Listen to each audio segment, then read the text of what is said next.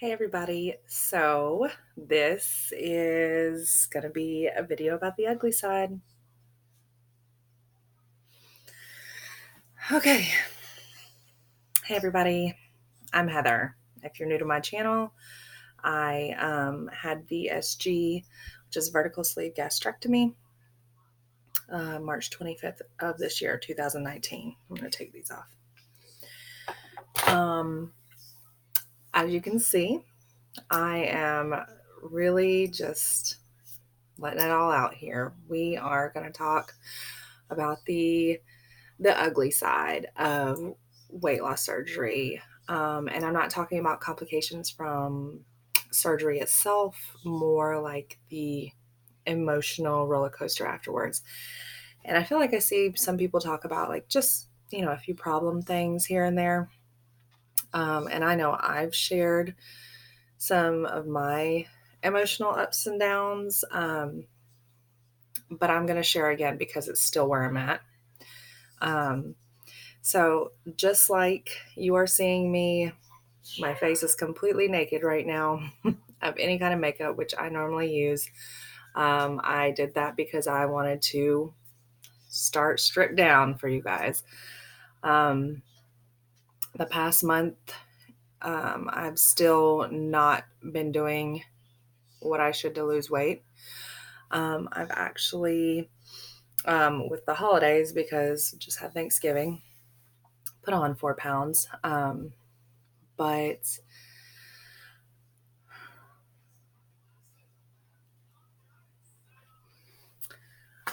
I have definitely fallen into what some people might call a transfer addiction, or transfer addictions.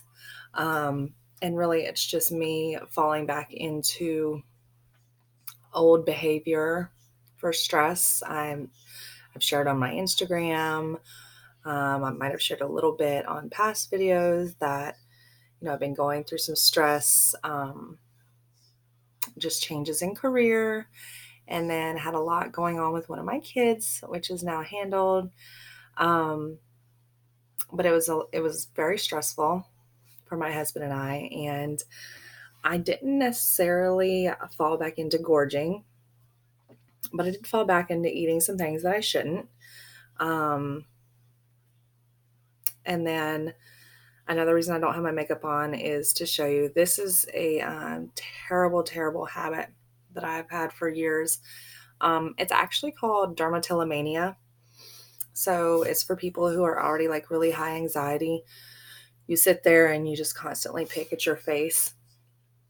I mean, it's so bad for me. I don't even realize I'm doing it until afterwards when I'm like, "Ow, my face is hurting." And then I look in the mirror and I'm like, "Oh my gosh." It's like just something my fingers do, from stress. So this is the result. Usually I keep my nails done. I quit doing little things like that. I keep my nails done for my dermatillomania because it keeps the nails dull enough that I can't scratch at my face, or nothing comes of it. So if you look at some of my other photo or videos, my acne is like a lot better, but this one, this is what's really going on, y'all. This is what's really going on. So I've also been, this is hard for me to say, but I have started smoking real cigarettes again. And so I'm currently getting myself off of them. So during stress, I couldn't just eat away all the pain. So I found other ways to do it. And it just started with, hanging out with some friends, and one of them smoked, and, um, you know, kids were gone that weekend. So we were having some wine, and I just gave in and I was like, oh, yeah, let me smoke. And so here I am back to dealing with quitting smoking. I've quit smoking many times, and I know I will again. But that has been introduced back into dealing with my stress. Um, Kids have been gone a lot because of the holidays. And when they're gone, I've shared before that that's when I'll sit down and I'll have, a couple glasses of wine. However, I had gotten to the point where I was maybe only doing that like once every 2 or 3 weeks. And now it's like turned into all my spare time when my kids are gone. And that is not good for me. That's not healthy for me. Because what was healthy for me is when I was actually getting out of that habit. I was writing, I was blogging. Those are like things that I'm passionate about. Those three things that I've talked about, though, those are habits that I had for the past 5 or 6 years that got me nowhere but 312 pounds and really upset at myself because I wasn't living. I wasn't taking advantage of life. The cigarettes weighed me down. The drinking weighed me down, never let my body be healthy, because even if you're doing it like once a week, or anyways, everybody's different. I'm not going to get into like what's good and what's not about drinking, but everybody's different. And I know what's good and what's not for me. And I've gotten to a point where, I would be happier if I were spending my free time when my kids are gone, blogging and doing things productive for my passions and my career, instead of just getting lost, in stress through cigarettes and bad eating when I'm eating or a glass of wine. So why am I sharing all this stuff, right? So it's not for a pity party. It's simply because, like,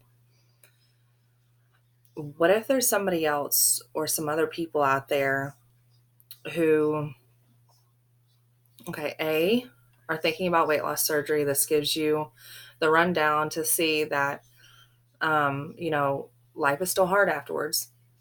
And B, I don't know about you if you're watching me and you've had a hard time since surgery, but it's hard not to feel like a failure when you're 8 or 9 months post-op surgery.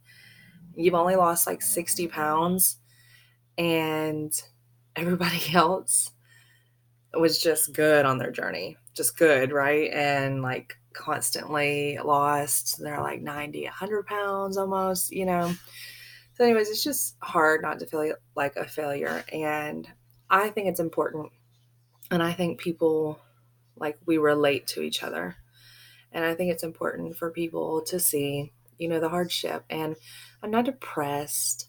I'm not down on myself. I just recognize, and this is not the first time I've slipped up since surgery, but I recognize where things have gotten. And I've also recognized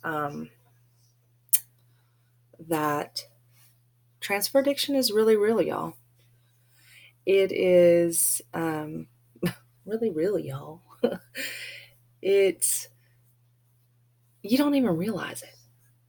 I think you think that like it's gonna come on really strong and you're gonna realize what's going on and you're gonna catch yourself for this, but it creeps up on you. And the reason it does is because this is, what you did for years to get the unhealthy way that you already were, So when these actions start coming back out of your behavior, you don't even realize,